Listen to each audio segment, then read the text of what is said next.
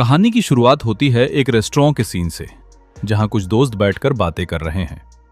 तभी अचानक ग्रुप में एक ऐसा मैसेज आता है जिसे देखकर सबके होश उड़ जाते हैं। वो कहती हैं, ये तो बिल्कुल बकवास है। उसे अच्छे से पता है कि यूजू भी इस ग्रुप चैट में है, फिर भी उसने ऐसा किया। दरअसल बात यह है कि उनकी एक दोस्त यूनेसियो उस ग्रुप चैट में अपनी शादी का इनविटेशन कार्ड भेज देती है। और ट्विस्ट ये है कि वो जिसे शादी करने जा रही है वो कोई और नहीं बल्कि यूजू का एक्स बॉयफ्रेंड दो ह्यू प्यो है। आसपास बैठे दोस्त इस बात पर भड़क जाते हैं। वो कहते हैं, कोई अपने ही दोस्त के एक्स को ऐसे कैसे अपना बना सकता है, और सीधे शादी का फैसला। यूजू और उसका ब्रेकअप हुए अभी 1 साल भी नहीं हुआ है। तभी यूजू चुपचाप अपनी बियर का घूंट लेती है और मन ही मन सोचती है, 1 साल नहीं, पूरे 8 महीने हुए हैं टू बी एग्जैक्ट। उसके दोस्त आगे कहते हैं, और तुम दोनों का रिलेशन कितने साल का था? कुछ 3 साल ना? यूजू दिल पर पत्थर रखकर खुद से कहती है, 3 नहीं, पूरे 5 साल। दोस्त यूनसो पर गुस्सा निकालते हुए कहते हैं, यूनसो सच में कितनी बेशर्म है। जिस ग्रुप चैट में पिछले 1 महीने से किसी ने बात तक नहीं की थी, वो अचानक आती है और सीधे अपनी शादी का कार्ड ड्रॉप कर देती है। तब कोई इतना बेशर्म कैसे हो सकता है? और ऊपर से बाकी बची कसर पूरी करने के लिए वो हमसे ब्राइडल शावर में हेल्प मांग रही है। ये तो सीधा सीधा मुंह पर तमाचा मरने जैसा है। वो लड़की सच में पागल और रिडिकुलस है। वो तो तेरे ही कंपनी में काम करती है ना, फिर ऑफिस में उसके बारे में कोई अफवाह या रूमर्स क्यों नहीं है? सच बताऊं तो हमें उसे सोशल मीडिया पर खुल्लाम एक्सपोज कर देना चाहिए। यूजू तो चिंता मत कर, हम में से कोई भी उसकी शादी में नहीं जा रहा। इट्स फाइन, तुम लोग जाओ। सीरियसली, यूनसियो ने मुझे पहले ही प्राइवेटली कांटेक्ट किया था। क्या? उसने ऐसा किया? और तो इस सब के बाद भी ठीक है? हे भगवान यूजू, तू ऑफिस के काम में तो जीनियस है, लेकिन रियल लाइफ में बिल्कुल भोली है। कोई भी तेरा फायदा उठाकर चला जाता है। अगर तुमने मुझे इस फालतू वजह से कॉल किया है तो मैं फोन रख रही हूं। यूनसियो फोन पर आगे कहती है, ओ प्लीज, ऐसा भी नहीं है कि तुम दोहियों को उतना पसंद करती थी। अब ये विक्टिम कार्ड खेलना बंद करो।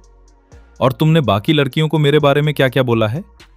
यूजू उस बात को याद करते अपने हाथ भींचती है और सोचती है, ये सब कब शुरू हुआ? वो दोस्तों को बताती है, अगर उसने माफी मांगने के लिए कॉल किया होता तो मैं फोन उठाती ही नहीं।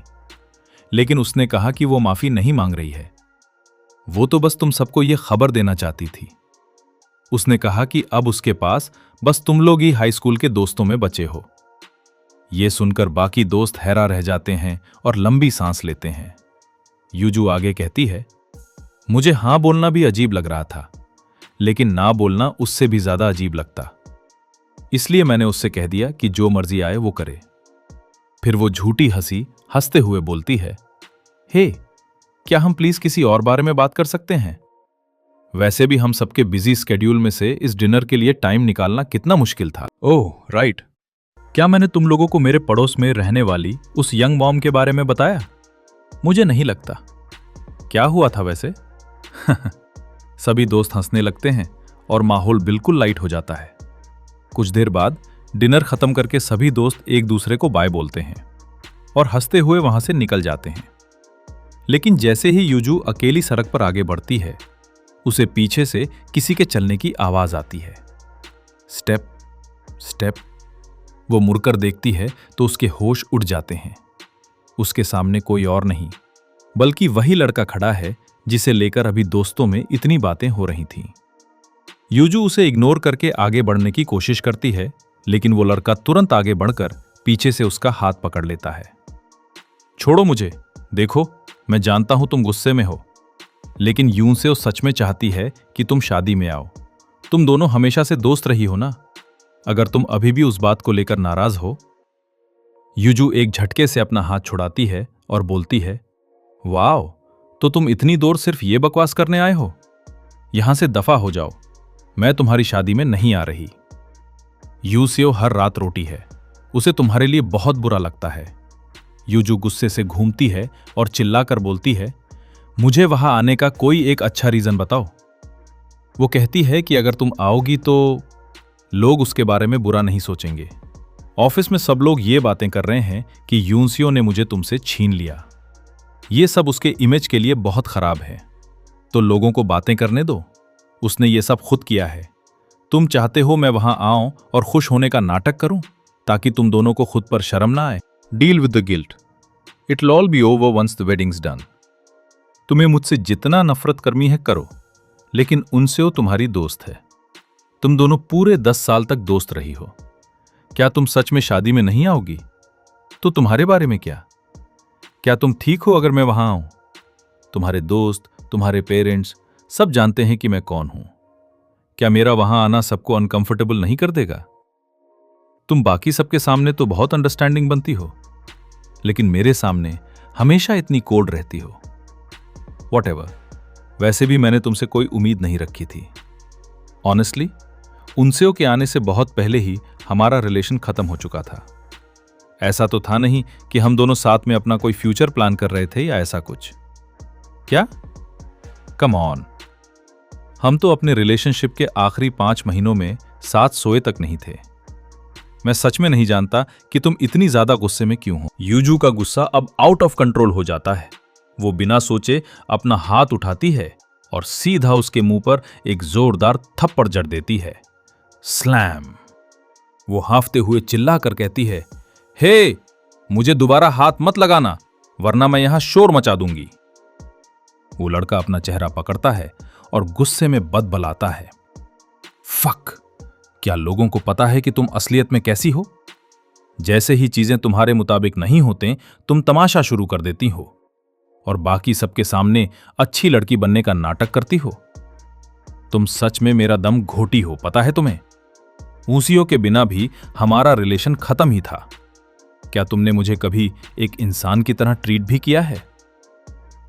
वो लड़का यूजू के बिल्कुल करीब आता है और गुस्से में कहता है, अब ये विक्टिम कार्ड खेलना बंद करो।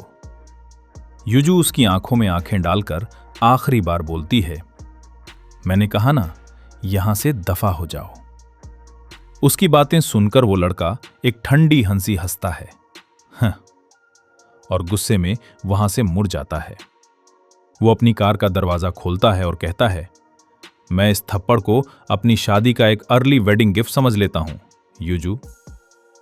वो कार में बैठता है और कार स्टार्ट करके एक झटके से वहां से निकल जाता है।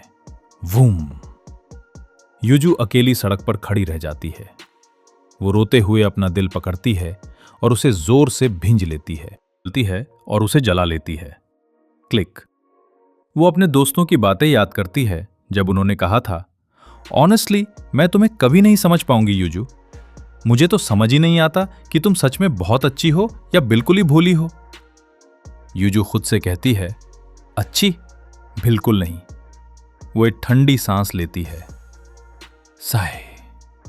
वो अपने फोन में उन दोनों की शादी का कार्ड देखती है और सोचती है, हमने कभी साथ में फ्यूचर प्लान नहीं किया था। अगर ऐसा था तो वो शादी के लिए वही एग्जैक्ट वेन्यू और केटरर्स क्यों यूज कर रहा है जो हम दोनों ने साथ में सिलेक्ट किए थे? मुझे कुछ समझ नहीं आ रहा। वो सिगरेट का कश लेती है और सोचती है। यूजू मैन ही मैन सोचती है, अगर मैं ऐसा बिहेव करूंगी जैसे कुछ हुआ ही नहीं तो सच में कुछ नहीं बदलेगा। वो दोस्तों की पुरानी बातें याद करती हैं कि कैसे उन्होंने कहा था कि यूजू अब एक करियर वुमन है और रिलेशनशिप्स के ड्रामा के लिए उसके पास टाइम नहीं है। लेकिन उसके दिल में एक चुभन होती है। क्या वो सब मुझसे डिसअपॉइंटेड थे या वो बस बोर हो रहे थे और मेरा रिएक्शन देखना चाहते थे? अभी यूजू अपने फोन पर इंस्टाग्राम खोलती है और उसे एक शॉक लगता है। उसके दोस्तों ने अभी के डिनर की एक क्यूट फोटो पोस्ट की होती है, लेकिन उसमें यूजू को टैग तक नहीं किया गया होता। और तो और उस पोस्ट के नीचे युनसो ने कमेंट किया होता है, long time no see guys, तुम लोगों ने मुझे कॉल क्यों नहीं किया? अगली बार सब साथ मिलते हैं। यूजू अभी ये देख ही रही होती है कि अचानक उसका फोन वाइब्रेट करने लगता है। स्क्रीन पर सुबिन का नाम आता है। यूजू फोन उठाती है और बोलती है, हेलो। सुबिन थोड़ा डरते हुए कहती है, सॉरी, हमने तुम्हें हमारी इंस्टाग्राम पोस्ट में टैग नहीं किया। जैसे ही हमने पोस्ट किया मुझे बहुत बुरा लगा। क्या तुमने उसे देखा? हम बस नहीं चाहते थे कि युनसो कोई तमाशा खड़ा करे। वो एक्चुअली उनसो ने मेरी बहुत हेल्प की थी जब मेरी मॉम बीमार थी, लेकिन जब तुम्हारी मॉम हॉस्पिटल में थी तो हर रात वहां रुकने वाली मैं थी, उनसियो नहीं। ओ, और मैं तुम्हारी एक ब्लाइंड डेट सेट करवाती हूं। मैं एक लड़के को जानती हूं, वो काफी कूल है। यूजू कहती है, शायद अगली बार, और वो फोन कट कर देती है। क्लिक। वो मन ही मन टूट चुकी है और सोचती है, मैं अब सच बोलते बोलते थक गई हूं। लोगों को पसंद करने से थक गई हूं और उनसे नफरत करने से भी थक गई हूं। वो अपनी सिगरेट डस्टबिन में फेंक देती है। टॉस। यहां पर मेरी कोई गलती नहीं है। वो एक लंबी सांस लेती है। साय। मुझे प्यार की कोई जरूरत नहीं है। ये सब ओवररेटेड है। और अच्छी बात तो ये है, वो आगे बढ़ने लगती है, स्टेप जैप स्टेप, कि हम एक। तभी यूजू के फोन पर एक और कॉल आती है। कॉल? ओह, ये तो मेरे बॉस हैं। वो फोन उठाती है। हेलो। बॉस बोलते हैं, यूजू, इतनी देर से कॉल करने के लिए सॉरी। क्या तुम कल बिजी हो? अगर नहीं तो मुझे तुमसे एक लास्ट मिनट शूट कवर करवाना है। ये जे है, तुम उसे जानती हो ना? वो इस इशू के लिए हमारा कवर बॉय है। बस एक क्विक इंटरव्यू लेना है। माहौल को थोड़ा लाइट रखना। हम एक गोल्डन रिट्रीवर यानी एक प्रिटी बॉय जैसी वाइब चाहते हैं। सेमिन और मुझे एक लॉन्च इवेंट में जाना है, तो क्या तुम इस पूरे मामले को हैंडल कर सकती हो? यूजू पूछती है, कल? लेकिन मेरे पास उसके बारे में कोई इंफॉर्मेशन नहीं है। क्या वो चलेगा? बॉस बोलते हैं, हाँ चलेगा। ऐसे रस जॉब के लिए मैं बस तुम पर ही ट्रस्ट कर सकता हूं। तुम्हारे जितना अच्छा कोई नहीं है। मुझे निराश मत करना। यूजू सड़क पर बढ़ते हुए बदलते बिलबोर्ड्स को देखती है, जहां हर तरफ जे छाया हुआ है। पीछे से कुछ लड़कियां बातें करते हुए गुजारती हैं। जे तो आजकल सच में हर जगह दिख रहा है। दूसरी लड़की बोलती है, लेकिन मैंने सुना है कि वो बिहाइंड द सीन्स एक टोटल रेक है, मतलब पूरा बिगड़ा हुआ है। मेरी एक दोस्त पीआर में काम करती है, वो बता रही थी कि जे का किसी मैरिड वुमन के साथ चक्कर चल रहा है। यूजू मैन ही मैन सोचती है, बाकी सबकी तरह मैंने भी पहले से ही ये तय कर लिया था कि वो किस तरह का लड़का होगा। ये हमेशा एक ही जैसी कहानी होती है। एक ऐसा बड़ा स्टार जो हर वक्त स्कैंडल्स और अफवाहों से घिरा रहता है, लेकिन फिर भी बड़े ब्रांड्स उसे कॉल करना बंद नहीं करते। वो जरूर बहुत घमंडी होगा, जो खुद को बाकी सबसे बेहतर समझता है, और अगर उसकी लत्ते का टेम्परेचर थोड़ा सा भी गलत हो जाए तो नखरे दिखाना शुरू कर देता है। लेकिन जब मैं कल वहां पहुंची तो वो वहां खड़ा था और वो रो रहा था। यूजू के कदम वहीं रुक जाते हैं। हॉल्ट। वो डूबे हुए सिगरेट के साथ हैरान रह जाती है। ये सच में एक अजीब नजारा था। वो काफी महंगे कपड़ों में तैयार था। उसका फेस कैमरा के लिए परफेक्टली डन था, लेकिन स्पॉटलाइट में चमकने के बजाय वो अंधेरे में बैठकर बिलख बिलख कर रो रहा था। यूजू धीरे से उसके पास जाती है और कहती है, एक्सक्यूज मी, मैं सेवरा से एक एडिटर हूं। मेरा नाम यूजू हान है। मैं यहां आपका इंटरव्यू लेने आई हूं, लेकिन क्या मैं पहले आपसे कुछ सवाल पूछ सकती हूं? मैं एक्चुअली आपके ड्रेसिंग रूम में आने का प्लान कर रही थी, लेकिन तभी वो लड़का खड़ा होता है और रोते हुए पूछता है, एक एडिटर? यूजू झट से सफाई देते हुए कहती है, ओ हाँ, मैंने आपका पीछा नहीं किया है। मुझे भी बस थोड़ी ताज़ी हवा चाहिए थी। सॉरी, मैं कुछ ज्यादा ही बोल रही हूं, लेकिन यह सच में बस एक कोइंसिडेंस है। लेकिन यूजू मन ही मन सोचती है, मैंने तो अभी तक उसकी प्रोफाइल भी नहीं देखी थी। जे धीरे से बोलता है, सही कहा। यूजू उसे पास से देखती है और मन ही मन सोचती है, लेकिन ये तो बहुत लंबा है। फिर वो उसके रोते हुए चेहरे को देखकर दुख जताते हुए सोचती है, उसे शूट से पहले इस तरह नहीं रोना चाहिए। यूजू अपना रुमाल निकालती है और उसकी तरफ बढ़ती है। रीच। वो बहुत ही नर्म आवाज में कहती है, अगर आपको खुद को संभलने के लिए थोड़ा वक्त चाहिए तो बेझिझक ले लीजिए। हम काम धीरे धीरे भी शुरू कर सकते हैं। बस इसके बाद आपका कोई और शेड्यूल नहीं होना चाहिए। मैं फोटोग्राफर से बात कर लूंगी। वैसे भी हमने स्टूडियो को काफी देर के लिए बुक किया हुआ है। जे रुमाल लेने के लिए अपना हाथ आगे बढ़ाता है और धीरे से यूजू का हाथ छू लेता है। Grab brush. वो रुमाल लेता है और धीरे से अपना चेहरा साफ करता है। तभी वो यूजू की तरफ देखता है। स्विश। उसकी आंखों में एक अजीब सा गुस्सा और गहराई होती है। वो सीधा युजू से पूछता है, एक बात बताओ एडिटर हान, क्या तुम इस वक्त खुश हो क्योंकि तुम्हें एक बहुत बड़ा स्कूप यानी एक बड़ी मसालेदार खबर मिल गई है? जागे कहता है, या फिर तुम्हें कोई फर्क नहीं पड़ता, मैं तो बस ऐसे ही जानना चाहता हूं। युजू ढेरे से अपना चेहरा घुमाती है और मन ही मन सोचती है, ये साफ तौर पर मुझे उकसाने की कोशिश कर रहा है। वो जे के बिल्कुल सामने आकर खड़ी हो जाती है और बोलती है, सच बताऊं, मुझे कोई फर्क नहीं पड़ता। मैं बस इतना चाहती हूं कि आप अपना मेकअप ठीक कर लें ताकि हम इस शूट को खत्म कर सकें। मैं एक अच्छा और बोरिंग सा इंटरव्यू लिखना चाहती हूं और घर जाना चाहती हूं। मुझे आपके अफवाहों में कोई इंटरेस्ट नहीं है और मुझे लोगों की नजरों में बने रहना बिल्कुल पसंद नहीं है। इसलिए मैंने जो पहले कहा था कि आप जितना चाहें रो सकते हैं, अब उस बात को भूल जाइए।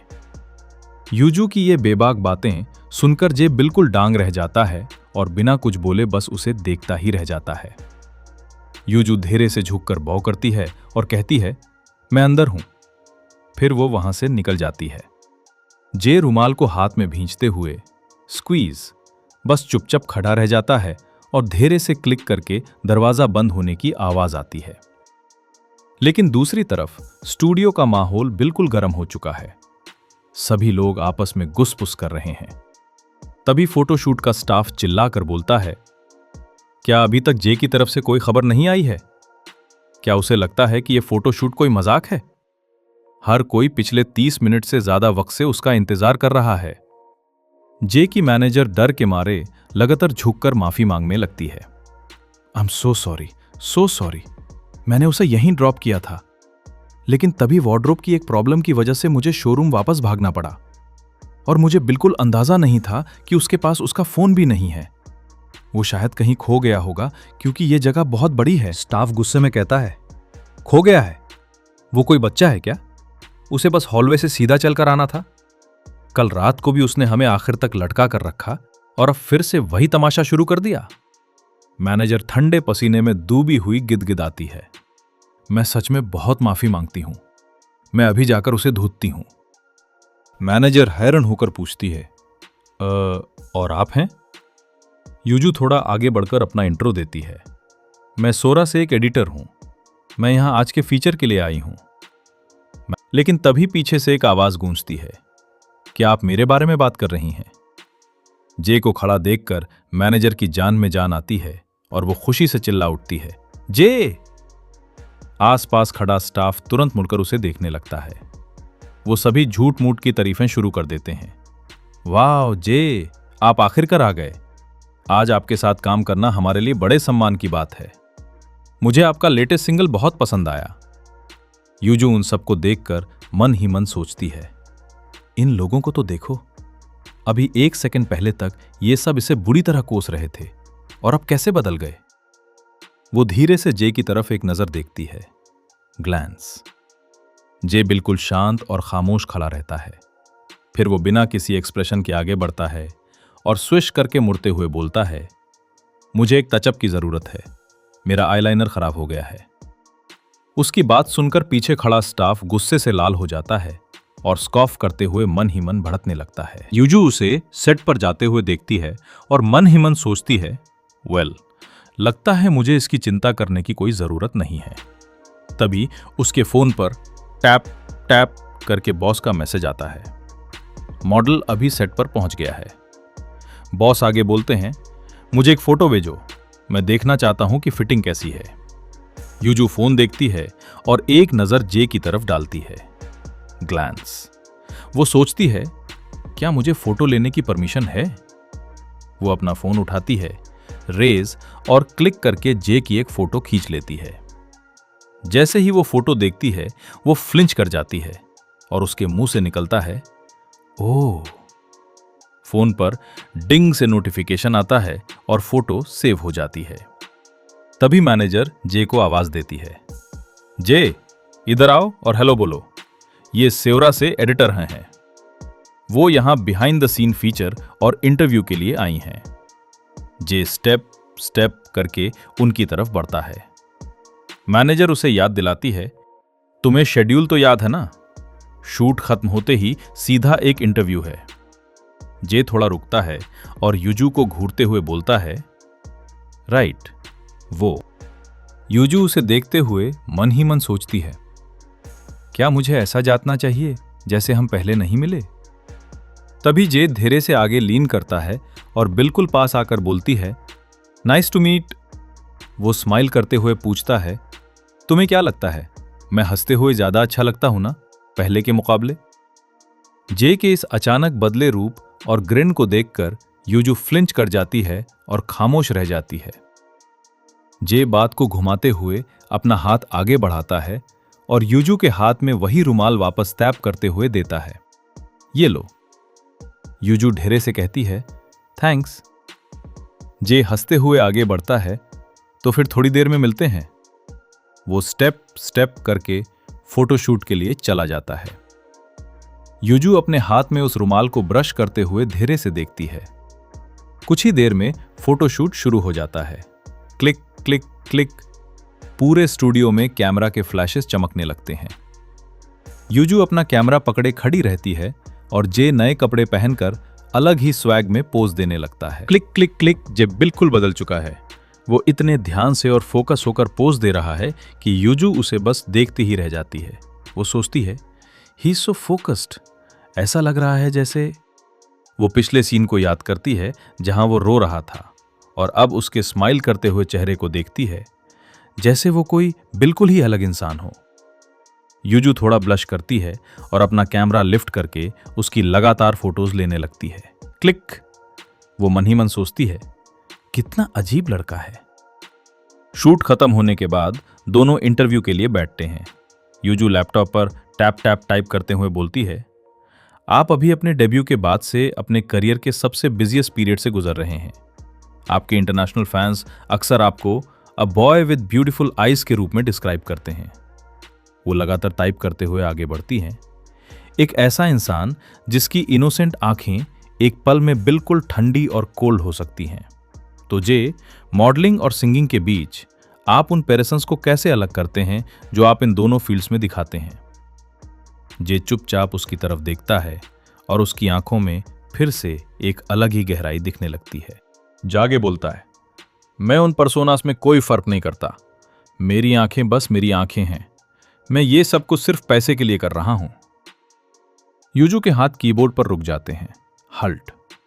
वो लैपटॉप से नजर हटाकर धीरे से कहती है, मुझे लगा था कि इस ब्रांड का डोमेस्टिक एम्बेसडर होने के नाते आप इस चीज को थोड़ा सीरियसली लेंगे, लेकिन आपने जो कहा वो एक ऐसा कोट नहीं है जिसे मैं आर्टिकल में उसे कर सकूं।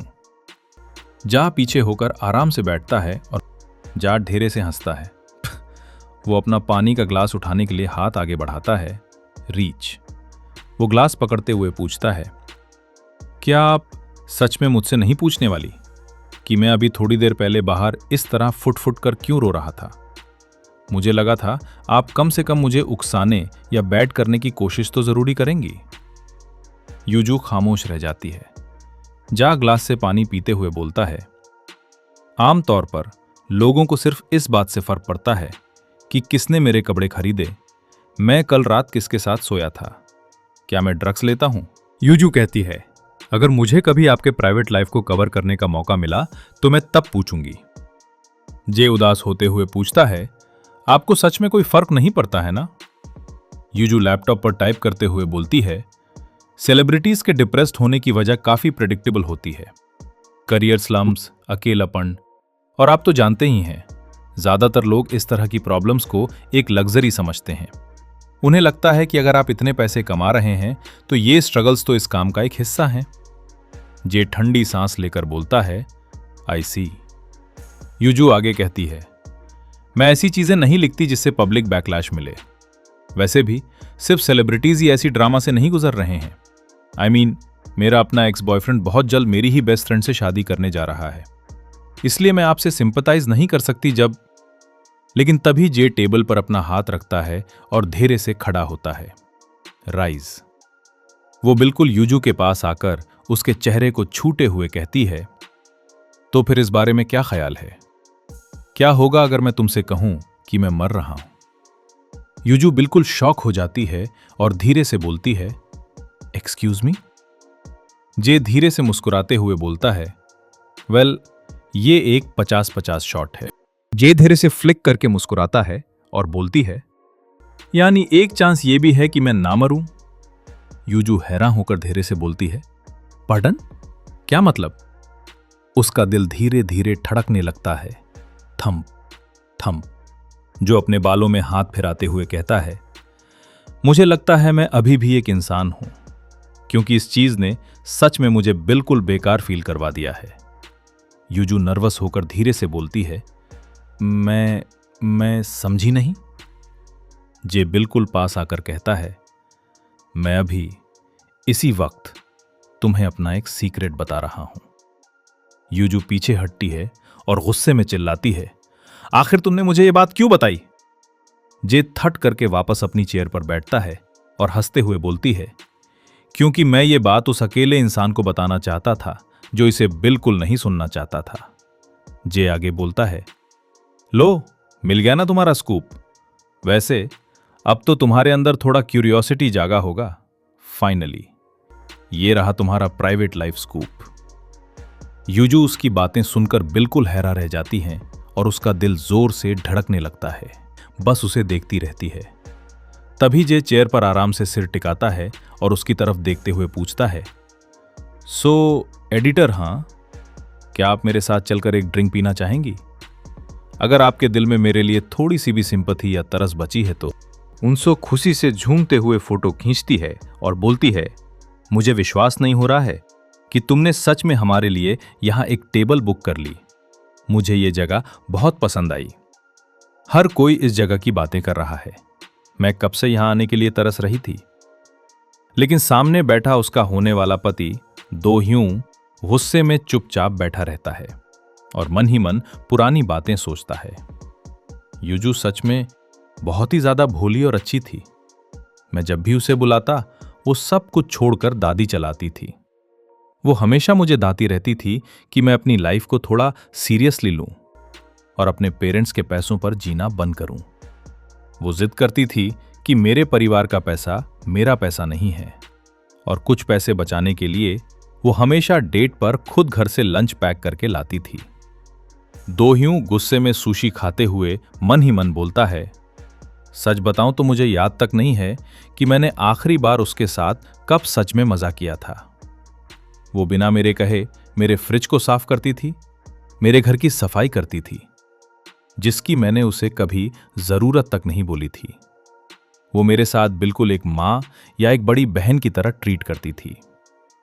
वो बेड पर लेते हुए फोन चलाता है और सोचता है, मुझे लगता है मैं बस उससे बोर हो गया था कि वो हमेशा इतनी परफेक्ट रहती थी, जिसके सामने मैं हमेशा एक बैड गाय यानी बुरा इंसान बनकर रह जाता था। वो एहसास सच में बहुत सफोकेटिंग था। मेरा दम घोटता था। यूजू, मुझे हमेशा लगता था कि हम शादी करेंगे, लेकिन मैं सच में उसके साथ कोई फ्यूचर नहीं देख पा रहा था। अगर हम साथ रहते तो आगे भी सब कुछ पहले जैसा ही चलता रहता, लेकिन जब हमारा रिलेशनशिप खत्म हुआ तो तुमने एक आंसू तक नहीं बहाया। मैंने तुम्हें पहले कभी इस तरह मुझे देखते हुए नहीं देखा था। वो बिल्कुल ब्लैंक होकर वाइन का एक कश लेता है। तभी उनसो धीरे से उसे हिलाती है और पूछती है, बेब, क्या तुम मेरी बात सुन रहे हो? दो ह्यूं अचानक फ्लिंच कर जाता है और होश में आते हुए उसकी तरफ देखने लगता है। उनसो कहती है, तुम लगातार ख्यालों में खोए हुए हो। दो ह्यूं अचानक होश में आकर बोलता है, ओह सॉरी, तुम क्या कह रही थी? उनसो मुस्कुराते हुए बोलती है, मैं बस ये कह रही थी कि अब दोस्तों के बीच सब कुछ बिल्कुल ठीक है। अब तुम्हें इस बारे में चिंता करने की कोई जरूरत नहीं है। दो ह्यूं मन ही मन सोचता है, फिर से वही बात।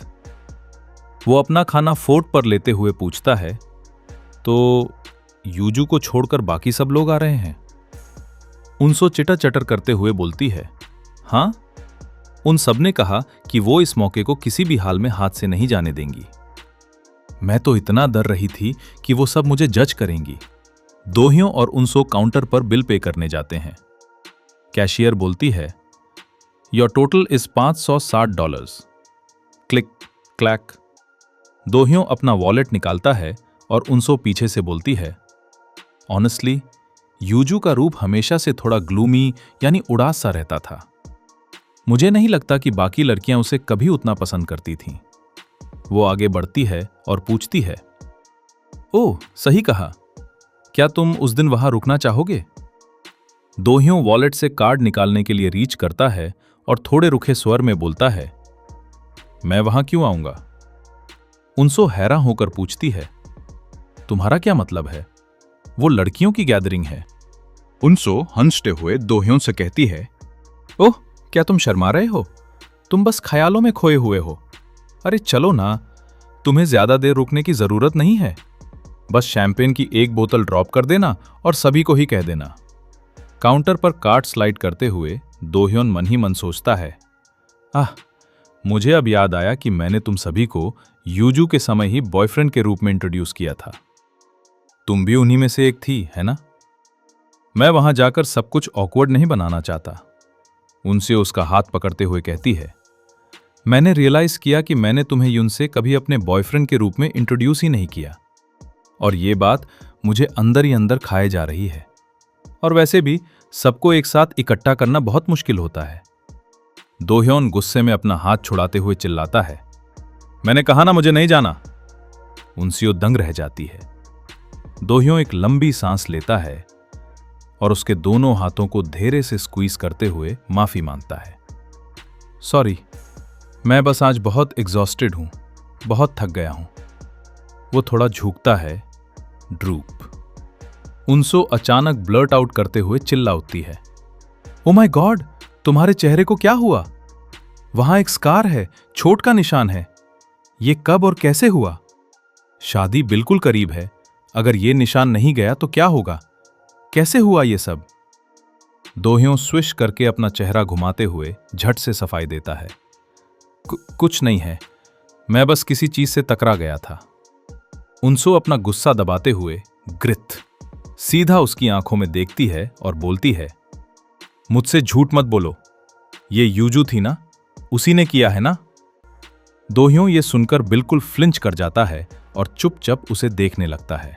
अंशु गुस्से में कामते हुए पूछती है कि तुम उससे कब मिले और तुमने मुझे क्यों नहीं बताया? क्या मैं तुम्हारे लिए एक मजाक हूं? वो रोते हुए कहती है कि तुम जानते हो मेरे लिए ये सब झेलना कितना मुश्किल रहा है।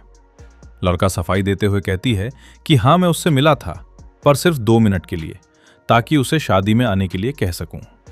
लेकिन अंशु का गुस्सा शांत नहीं होता। वो लगातार सवाल करती है कि क्या तुम दोनों के बीच कोई झगड़ा हुआ? क्या उसने तुम्हारे सामने गिड़गिड़ाई?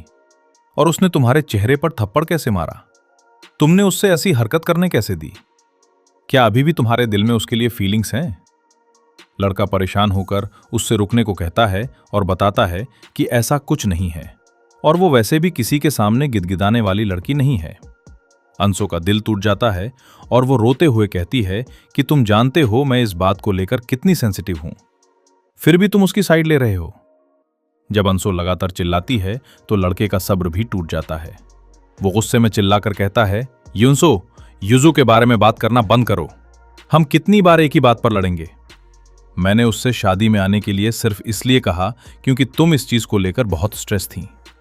अब तुम मुझसे और क्या चाहती हो? और इसके बाद वहां ता छा जाता है।